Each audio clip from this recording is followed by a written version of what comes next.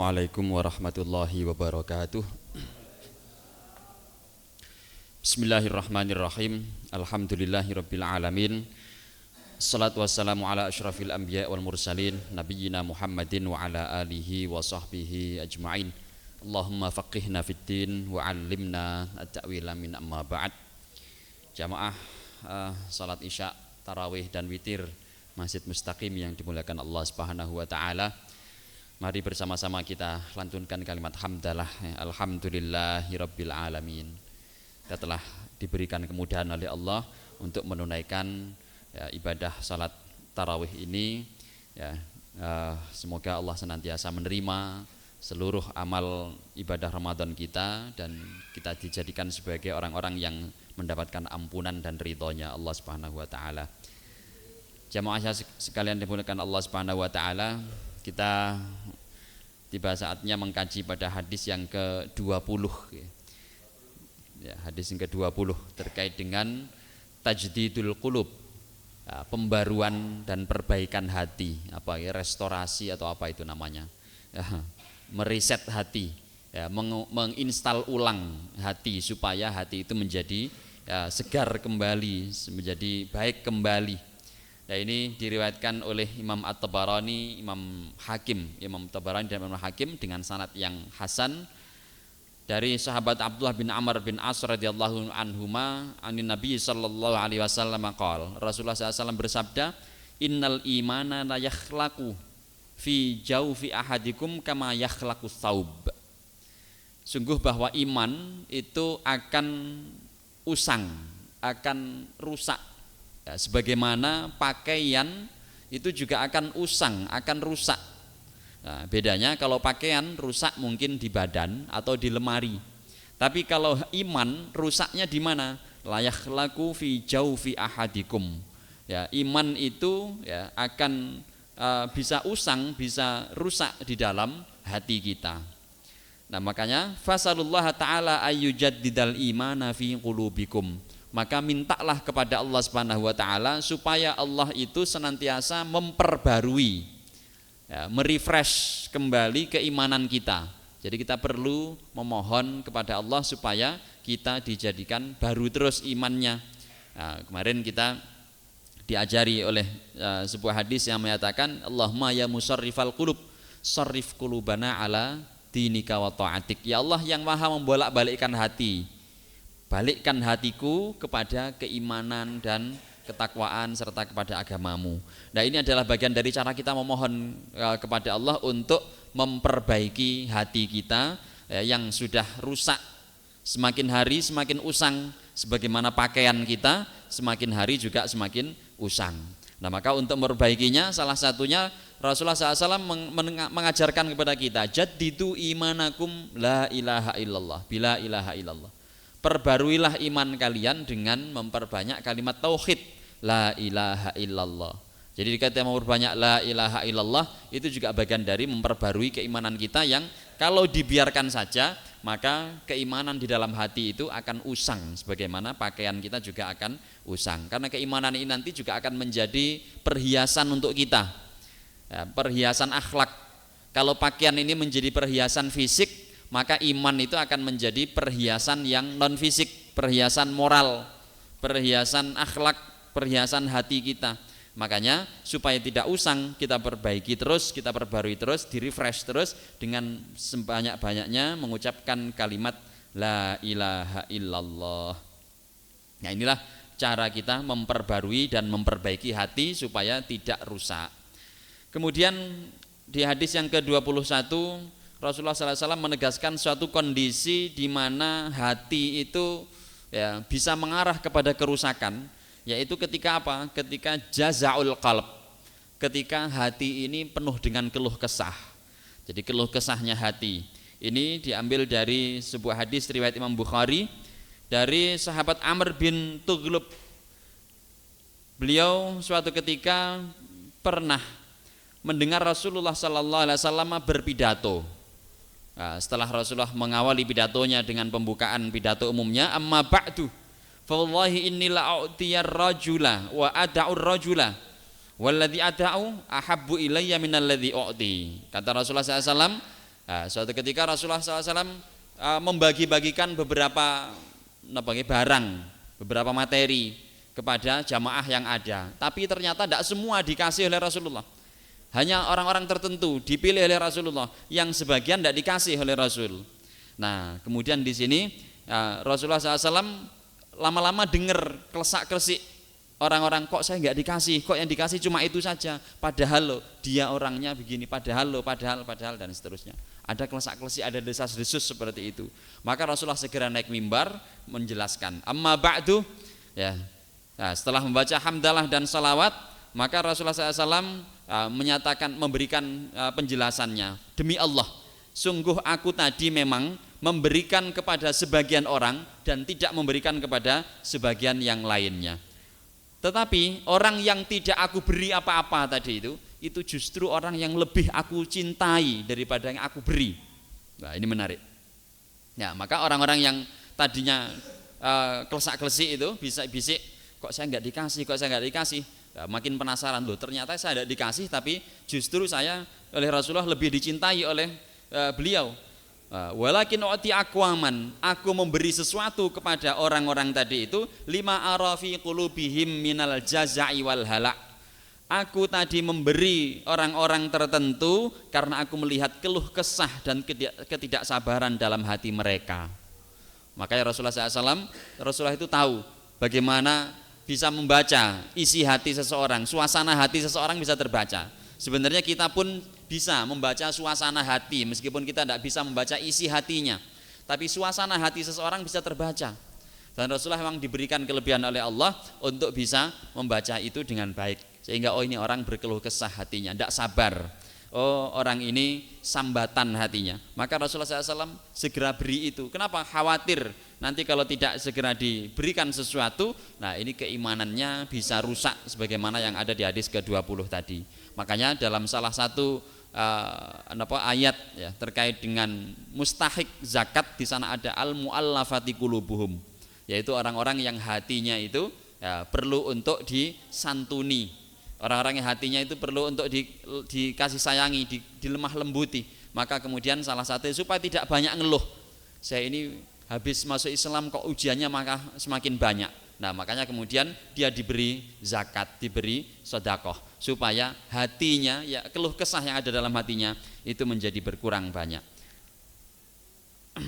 Nah, kemudian Rasulullah SAW menegaskan bahwa aku biarkan sekelompok orang karena Allah telah menjadikan hati mereka penuh dengan perasaan cukup dan penuh dengan kebaikan. Kata Rasulullah SAW, dan wa akiru aqwaman ila ma ja'alallahu fi qulubi minal ghina wal khair. Nah, adapun orang-orang yang tidak aku beri apa-apa tadi itu justru orang yang lebih aku cintai. Kenapa? Karena hatinya sudah dipenuhi dengan kecukupan, dipenuhi dengan kekayaan dan kebaikan, sehingga dia tidak berharap apa-apa, tidak berkeluh kesah, tidak ngeluh lagi, tidak sambatan lagi. Nah, maka disinilah kemudian sambat atau keluh kesahnya hati itu lebih mengarah kepada ketidaksehatannya hati. Semakin hati kita itu merasa cukup, semakin hati kita itu dipenuhi dengan kebaikan, puji-pujian, hamdalah, alhamdulillahirabbil alamin, berarti hati kita itu semakin sehat.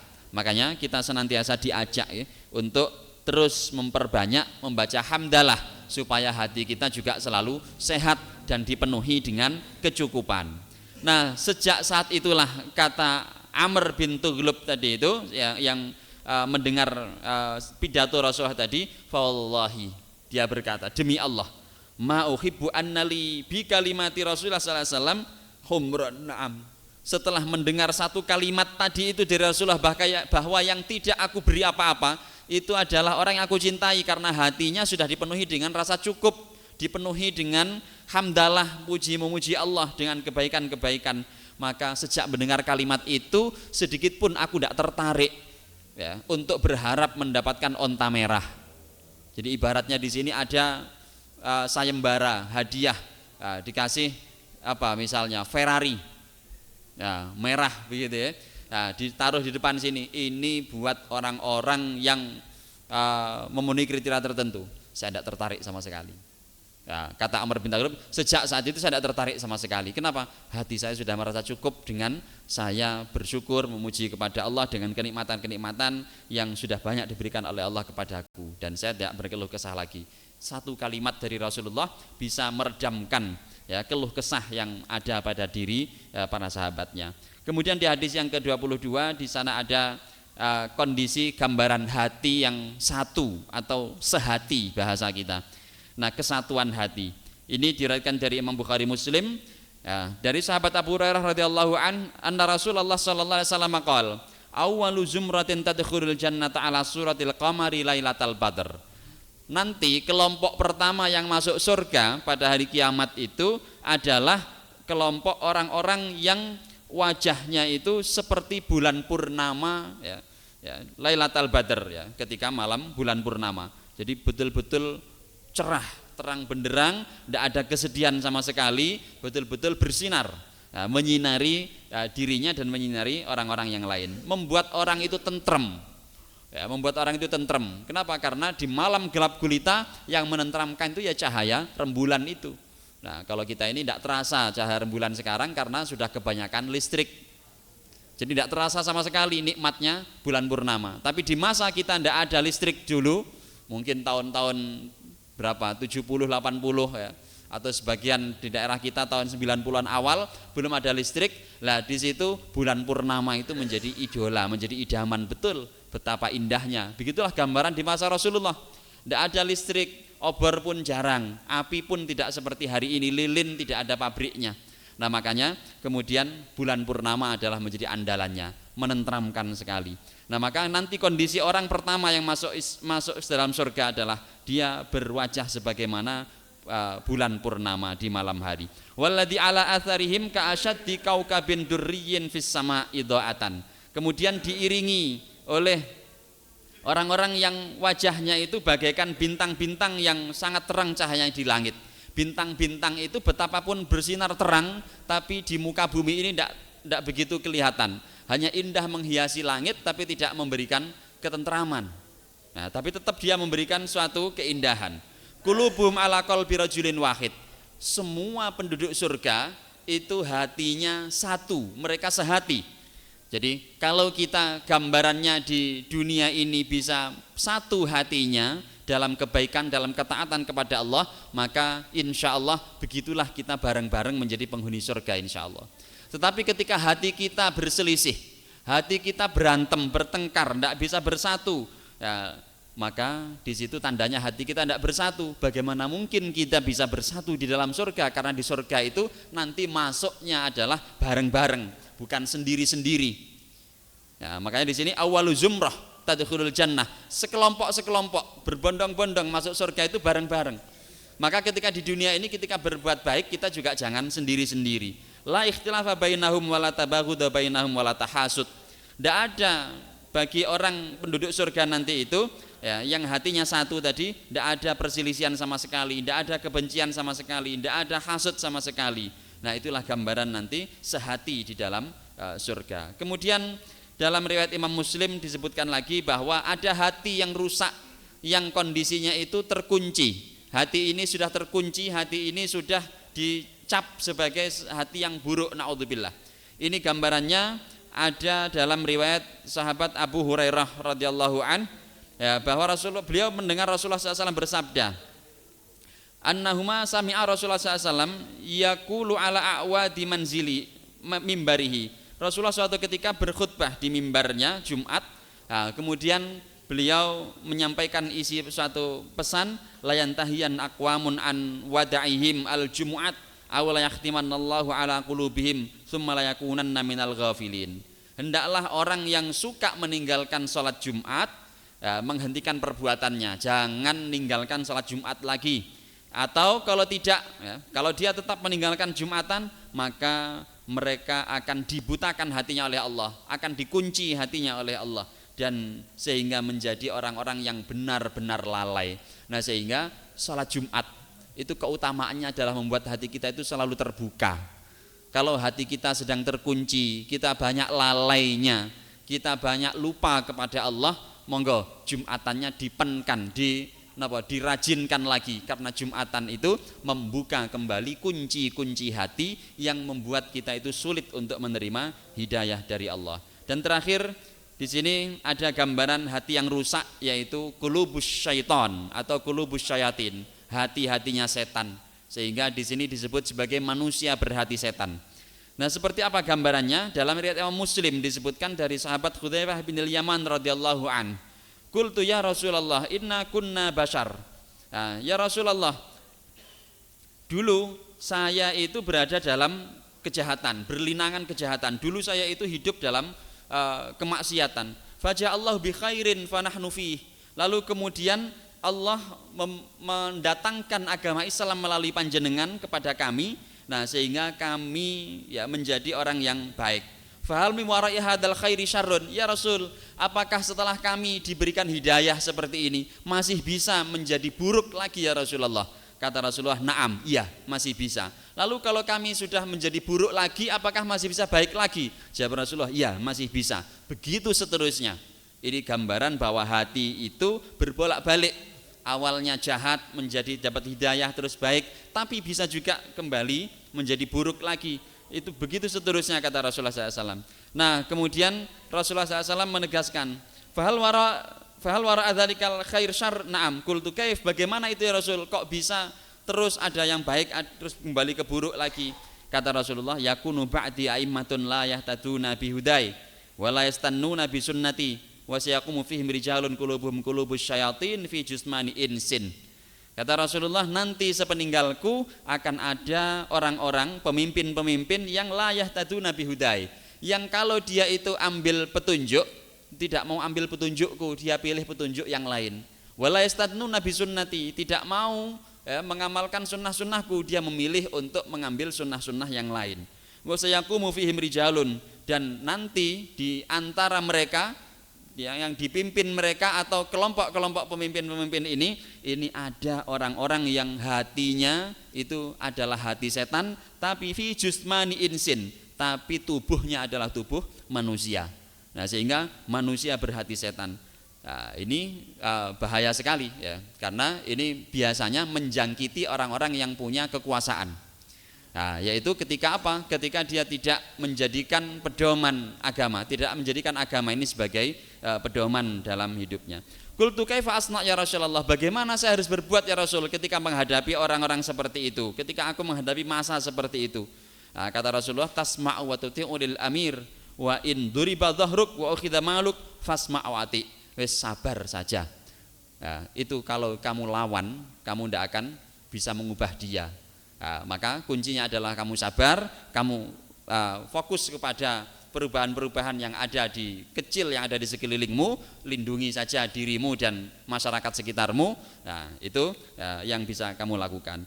Maka tinggal kamu dengarkan saja, kamu patuhi apa yang memang bisa kamu patuhi, meskipun kamu itu dipukuli, meskipun hartamu dirampas, sudah dengarkan saja. Nah, tetapi kalau dia sudah menyuruhmu untuk berbuat maksiat kepada Allah, sudah melarangmu untuk beribadah, maka silahkan di situ bergerak. Tetapi selama itu hal-hal yang sifatnya tidak sampai melarang kita untuk menyembah Allah, beribadah kepada Allah, tidak menyuruh kita berbuat maksiat, maka kita diperintahkan untuk tetap taat kepadanya. Nah, ini gambaran bagaimana Rasulullah SAW menyebutkan bahwa hati itu kalau sudah rusak, nah itu bisa berbuat semena-mena, bisa berbuat zalim ketika dia diberikan kekuasaan oleh Allah Subhanahu wa taala. Ya, semoga bermanfaat dan diridhai oleh Allah Subhanahu wa taala. Ya, terima kasih atas segala perhatiannya. Wallahul muwaffiq ila ma yuhibbu wa yardha. Assalamualaikum warahmatullahi wabarakatuh.